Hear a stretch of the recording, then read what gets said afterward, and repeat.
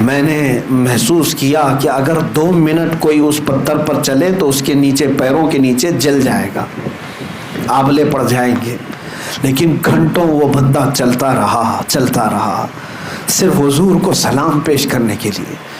سچ مانو میرے عزیزوں، آنکھیں بھیگ گئیں، جسم پہ کپ کپی طاری ہو گئی۔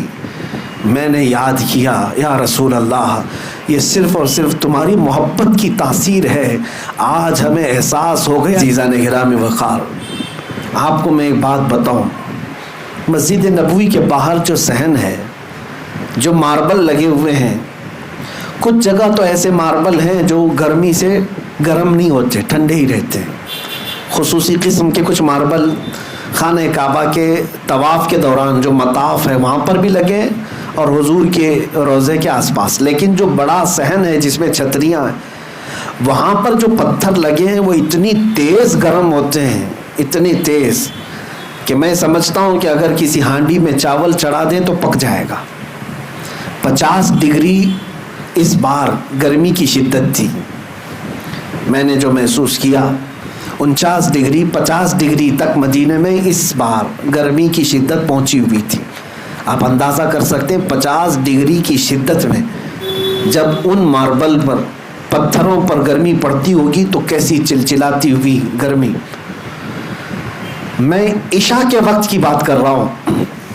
عشاء کے وقت چپل ہم دور نکال دیا کرتے، پیدل چل کر کے تھوڑی دور ہمیں جانا تھا، اتنی دیر میں ہی ہمارے تلووں کے اندر پورے عجیب سی گرمی ایسی لگی کہ بعد میں دیکھا، محسوس کیا۔ میرے عزیزوں، میں یہ شکایت کے طور پر نہیں کہہ رہا ہوں، صرف یہ بتا رہا ہوں کہ پتھر کتنے گرم ہوتے ہیں رات کے وقت جب اتنے گرم تھے۔ اب میں حقیقی بات بتانا چاہتا ہوں۔ ظہر کے وقت میں نے دیکھا، جانے کی ہمت نہیں تھی، دور کھڑے تھے جنت البقیع کے پاس، ایک بندے کو ہم دیکھ رہے تھے ننگے پیر پیدل انہی پتھروں پر چلتا ہوا باب السلام کی طرف گیا۔ کسی اور کے چلنے کی ہمت بھی نہیں ہے بغیر چپل کے۔ گیا باب السلام میں، اندر داخل ہوا، سلامی پیش کیا، وہاں سے جلدی نکال دیتے ہیں پولیس والے، سلام کرو نکل جاؤ۔ نکل آیا، باہر آنا ایسا ہے کہ پیر رکھو تو چیخ نکل جائے گی تمہاری، لیکن انہی میں وہ آرام سے چلتا ہوا یہاں تک آیا۔ دوبارہ پھر باب السلام گیا، چلتے ہوئے واپس گیا، پھر داخل ہوا، سلام کیا، تھوڑی دیر کے بعد دیکھے پھر باہر نکل آیا، پھر اسی گرم گرم پتھروں پر پھر چلتے ہوئے باب السلام کی طرف گیا۔ کافی دیر تک دیکھتا رہا، نہ جانے وہ کب تک اس طرح ادھر سے جاتا تھا، سلام کر کے پھر آتا تھا، پھر انہی پتھروں پر۔ میں نے محسوس کیا کہ اگر 2 منٹ کوئی اس پتھر پر چلے تو اس کے نیچے، پیروں کے نیچے جل جائے گا، آبلے پڑ جائیں گے، لیکن گھنٹوں وہ بندہ چلتا رہا صرف حضور کو سلام پیش کرنے کے لیے۔ سچ مانو میرے عزیزوں، آنکھیں بھیگ گئیں، جسم پہ کپ کپی طاری ہو گئی۔ میں نے یاد کیا، یا رسول اللہ، یہ صرف اور صرف تمہاری محبت کی تاثیر ہے، آج ہمیں احساس ہو گیا کہ بلال حبشی گرم سل کو کیسے برداشت کرتے تھے۔ اگر میرے مصطفیٰ سامنے ہو تو پھر آگ بھی ٹھنڈی نظر آنے لگتی ہے، پتھروں کی گرمی بھی نرم اور ٹھنڈی محسوس ہونے لگتی ہے۔ ان عاشقوں کو ہم نے دیکھا، ان گرم پتھروں پر وہ چل کر بار بار سلام کے لیے جا رہے ہیں، یقیناً تلووں میں آبلے پڑے ہوں گے، زخم آئے ہوں گے، لیکن اگر اس سے پکڑ کر پوچھتے تو شاید وہ یہی بتاتا کہ میرے تلووں کی کیا حیثیت اس حسین گنبد کے سامنے، میرے پیروں کی کیا حیثیت اس عظیم بارگاہ کے سامنے۔ عزیزان گرام وقار، نبی اکرم صلی اللہ تعالیٰ علیہ وسلم کے دربار میں حاضری دیتے ہوئے آج بھی ہزاروں عاشقوں کو دیکھا جن کی کیفیت عجیب ہوتی ہے۔ ہم یہ نہیں جانتے کہ وہاں کون کس حالت میں آتا ہے، کون کس حالت میں آتا ہے۔ ایک بڑے بزرگ لاہور کے رہنے والے، ان کے مرید حج پہ جا رہے تھے تو انہوں نے اپنے پیر و مرشد سے اجازت لی۔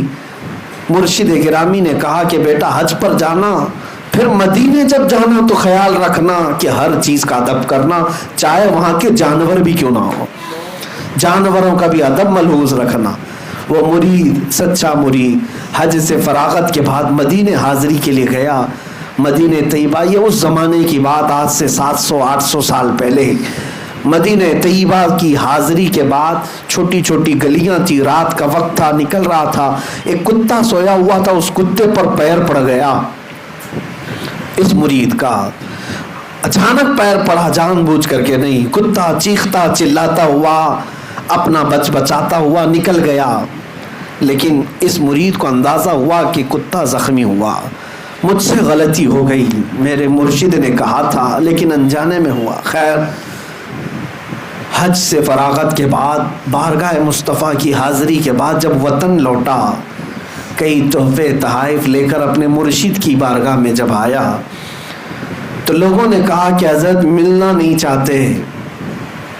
تو اس نے اصرار کیا کہ حضرت سے مجھے ملنا ہی ہے. لوگوں نے کہا بیمار ہیں. پھر اس نے اصرار کیا، کہو حضرت سے کہ مدینے سے آ رہا ہوں. لوگوں نے جب اطلاع دی تو مرشد گرامی نے اجازت دی. جب وہ حاضری کے لیے اپنے مرشد کے پاس آیا تو زخمی حالت میں دیکھا، ہاتھ پر پٹی بندھی ہوئی. پوچھا حضور کیا ہوا آپ کو؟ مرشد گرامی کی آنکھوں میں آنسو آئے. کہا مدینے میں تو نے جس کتے پر پیر رکھا تھا میں ہی تو تھا. تجھے یہ اندازہ نہیں کہ وقت کے بڑے بڑے لوگ وہاں پر اپنے آپ کو ان حیثیتوں میں پیش کرتے ہیں.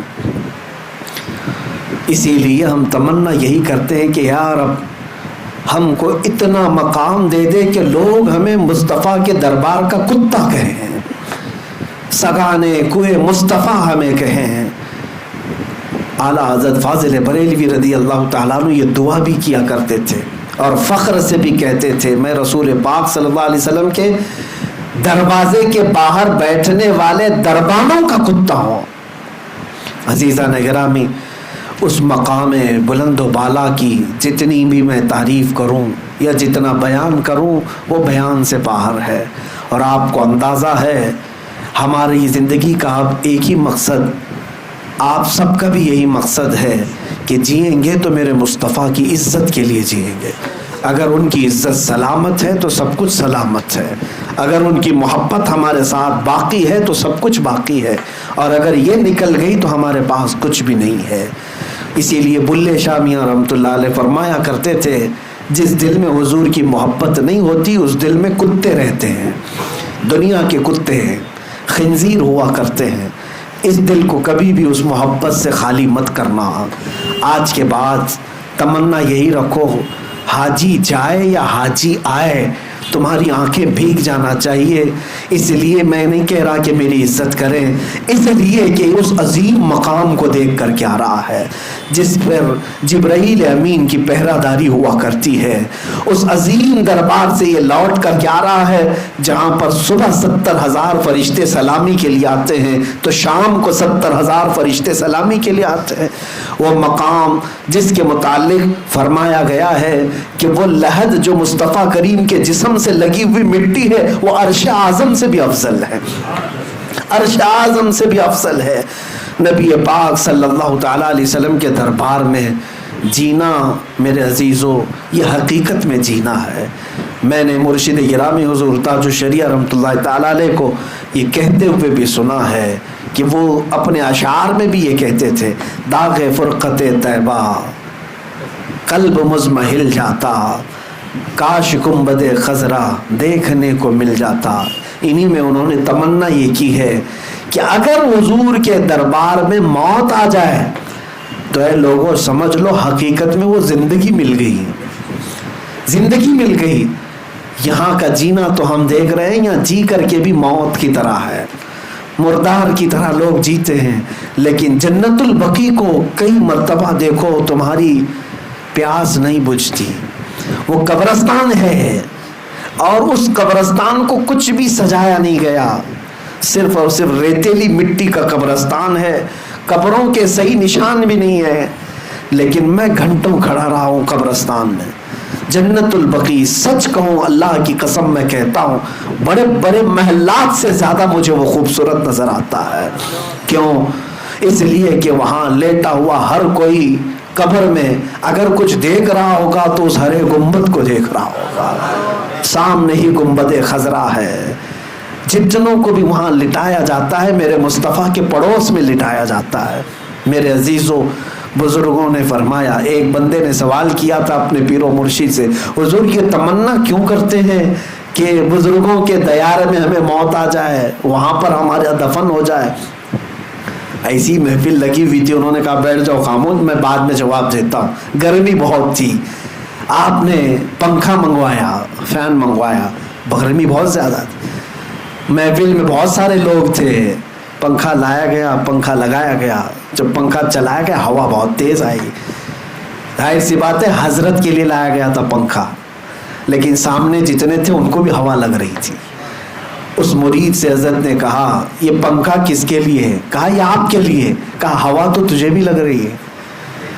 کہا اسی لیے ہم تمنا کرتے ہیں بزرگوں کے دربار میں دفن ہونے کی کہ رحمتیں ان پر برس رہی ہوتی ہیں، چھینٹے ہم پر بھی پڑ جائیں گے. اور جب دوسرے بزرگوں کی بات یہ ہے تو میرے مصطفیٰ کے دربار میں کتنی رحمتیں برس رہی ہوں گی، کتنی بارشیں ہو رہی ہوں گی.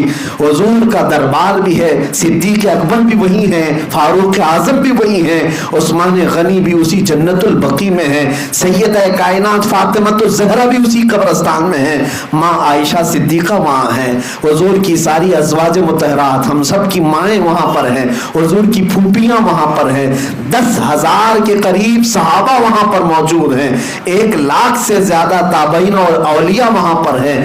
اگر اس قبرستان میں کوئی دفن ہو گیا تو اس کے وارے نیارے ہیں. میرے عزیزوں کیا پوچھنا اس کے لیے، اس کے بارے نہیں آ رہے ہیں. اللہ کریم جب ہماری زندگی ختم ہونے کے قریب آئے تو ہم کو مدینے سے قریب کر دے، میرے مصطفیٰ کے دربار میں سلام پیش کرتے رہے، اور ادھر سے ملک الموت کی طرف سے روح قبض کرنے کا مولا حکم عطا فرمائے.